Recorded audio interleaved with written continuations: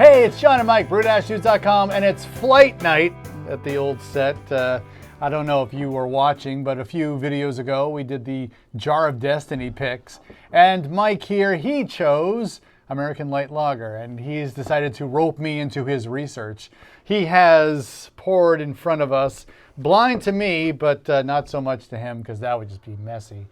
5 different versions of American Light Lager from notable breweries and maybe some breweries that maybe local to us. See, I'm trying to dig in a little bit because maybe there's some Nite Light in here somewhere. So the plan was to look at them all, see if there's, if we can perceive any differences. Yep. Do we like any one of them better than the others? Is there anything that Mike can glean from this taste test to see what can be baked into his recipe, which he'll be sharing with us probably in the month of June, right? Yep. So why don't you taste, and I'll talk about BJCP a little bit and what I'm seeing. So go ahead. In the BJCP, it explicitly says in terms of appearance that they're going to be straw to light gold. These are all definitely in that category. This top's sort of not helping the color at home, but it looks to me almost that number 5 is the darkest of the lot. That's not saying much. No. But just for comparison, no, you can't see anything at home. But is the darkest, and I think between 3 and 4, those seem to be the lightest. The other big thing about appearance is that the head is, not persistent and fades quickly, and that is definitely the case in all of these beers. If anyone, looking at your glasses a little bit, my number 3 still has some foam on it, but it could be effervescence off of the glassware too. It's hard to do whatever. But American Light Lager, so there's going to be rice adjunct or corn adjunct. So let me power through some sipping and we'll do a reveal. Yeah, we can talk about who is behind each one of these beers. I'll tell you that even though you pointed out some differences, in taste, it's quite slight in terms of their differences. They are exactly what I expected. There's no off flavors. They all finish pretty crisp, pretty clean, and refreshing. Yep. I'm just trying to see if this has a little bit more body to it. Number 5 because of its different color. I noted that too. That one does seem a little bit more bodies. What do you think about it's minute, but hop presence? Like this, to me, the light lager always has that that spicy hop thing. Yeah, it's not strong, but that noble spice character. They all seem to be pretty much the same in that category. Like, it's there. There's a bit of tangy spiciness, not tangy sour. It's just sort of like a zippy. It's amazing how it's such a light beer and a light hand of hops balances it all out, right? 4 seems to have the strongest aroma. And I don't know if that's a little bit of the adjunct flowing through, or it's just a mixture of the two. Do you have one that you think is the most neutral? 3 was seems the lightest and the smoothest of them all. All right, and this is a tough one, but is there a favorite in here? Like if I was going to give you the rest of the pour for one of these, which one do you think it would be? I can't answer it because I'm biased. I know what they are. I know. For number 1, maybe it's because when I started tasting it, my palate was fresh, and I was like, all right, this is all right. I would say that ice cold 3 would be tremendous. 1 had nice flavor. 5 intrigues me just because the body. Yep. And then I want to know what this is because I think that there's something else is going on with that one. Number 4. Okay. So I don't know if I'd say like 3, 1, 5 in that order. Okay. Yeah. I'm sort of in that camp too, actually. All right. Okay. Despite my bias of knowing what the answers are. Okay. You want to start left to right or right to left? Left to right, because that's how we tasted them. All right. I'm gonna. He goes into the bucket. Going for the bucket. Off camera here. Number 1. Nite Light. Nite Light, Night Shift Brewing out of Framingham, Massachusetts. These guys are awesome. I totally recommend this beer to tons of people when they want a summer lager that's light and easy to do. Everett. Sorry. And then, so I love this beer. If you can get a hold of this beer, you should have this beer. What's fascinating about this beer in particular, compared to the rest of them, is that this is adjunct-free. Huh. At least on its website, they say there's no corn syrup, there's no artificial colors or preservatives, right? Doesn't mean they're not using rice, but I couldn't find a reference anywhere that suggested they were using rice. I have a feeling that this is straight up malt and maybe some enzymes to dry it out. Break it down, right? yeah. But you noted that this one seemed to have the most flavor, and I would agree with that. Maybe because I'm biased, but you picked it out that way. I didn't know what it was, so there you go. So Night Light. Nite Light. I love this beer. Find this beer. Drink lots of that beer. All right. Number 2. Number 2 is the Rocky Mountains. Coors Light. Coors Light. So Coors Light was, I think, of all the comments we were pitching around, this one had the not unfavorable, but we talked about it the least. Yeah. Now, Coors Light, I believe, is corn. Yeah. Right? All of these, but I don't think that these corn-infused ones, it doesn't seem that they'd be using corn. They're using corn syrup of some sort. Yeah. Not high fructose corn syrup, that would be super sweet and basically just sugar. They're using some sort of corn syrup instead of having to mash with corn, which I guess makes sense.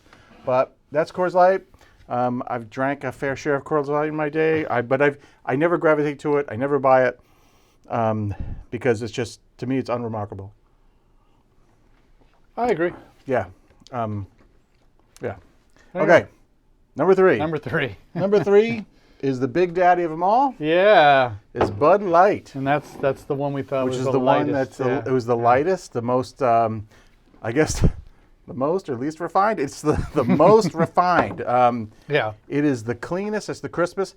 I was curious about this one because Budweiser and then Bud Light as well. It's reported a lot of people get just a hint of an apple quality out of it. And on one of those last few sips, compared to the other ones, I thought, you know what, I think I can taste that. There's ever so subtle, the other thing I wanted to say too is these have been out of the fridge for about 2 hours because I wanted to maximize your ability to taste it. If they were all ice cold, then we would be, might as well just be drinking tap water. And that's how these beers usually present themselves, right? Super ice cold. Super cold. Okay, any guesses on the last two from anything you can imagine about American light lager? Well, one's got to be Miller Lite, I'm guessing. I'll give you that. Yeah. I'm going to say Miller Lite maybe is 5? I don't know. It's so hard. I don't know. Like you're totally just swinging in the dark, right? Like it's like 50-50. Let's go with number 4. Number 4. If it's not Miller Lite, then we'll know. Number 4, a slight curveball. The Blue Ribbon. Pabst Blue Ribbon. Now this one you noted as having something was weird. Something was different about it distinctly. And I think that's why PBR stands out. It's like something different. Yeah. People are like, oh, I'll take a PBR because it is just a little bit different. Yeah. Now, I can't speak to what adjuncts are in this or if this really actually qualifies as a light lager, but I wanted to throw one of these curveballs in there. 4.7% alcohol, and hey, usually you get these at like $2 pints. Sure, right? man. So, sure. What a pleasant beer. I mean, no. Believe me, I've had my share of Pabst Blue Ribbon as well. And as you can imagine, Miller Lite. This is my summer go-to. If I'm not buying this, Yep. It's this. When I really just want to get away from it is some Miller Lite, a fine Pilsner beer. So this one is also corn. We should note, I didn't say, but Bud Light is the one that uses rice. Yep. Which makes sense. The choicest hops, barley, and rice. But this is probably a rice syrup, as long as these are corn syrup as well. I know that this is corn syrup. That's corn syrup. Remember there was like a Super Bowl battle ads a while back where they're talking about Budweiser was trying to frame these guys as sounding like they used high fructose corn syrup. Like corn syrup is bad, but it's no different than having rice syrup. So, Yeah, so there you go. It's crazy. Of these, which one of these do you think over your lifetime of just drinking American light beer have you had the most experience with? The longest is probably Pabst Blue Ribbon, just because my grandfather used to drink that. Yep. In my later drinking years, Bud Light probably the most. I don't know. I know for a fact for me, I haven't really drunk a ton of Bud Light or Anheuser-Busch products. I probably drank more Bud Heavy than I have Bud Light, right?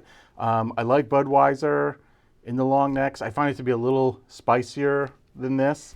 But my go-to, if I'm buying a macro lagers, I've probably drank mostly this Miller Lite the most of all these beers. Now I could have gotten some High Life, could have thrown that in there, could have thrown in what's another one that didn't make the cut this trip. But these three are the big players. This I was hoping for a little bit of a curveball, but I was super curious about this one because this tastes very similar to the rest of these. It sure does. But you're not screwing around with the adjuncts, right? Mm-mm.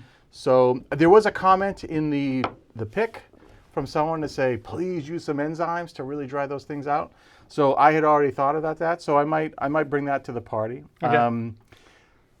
Because I brew a lot of cream ale and I work with flaked corn a lot in certain brews, I'm leaning towards driving into the rice zone. I think you should too. For this upcoming American Light Lager. In our lager experiments with adjuncts, the rice beer that we brewed, I thought came out the best. Yeah, and I was just looking for something.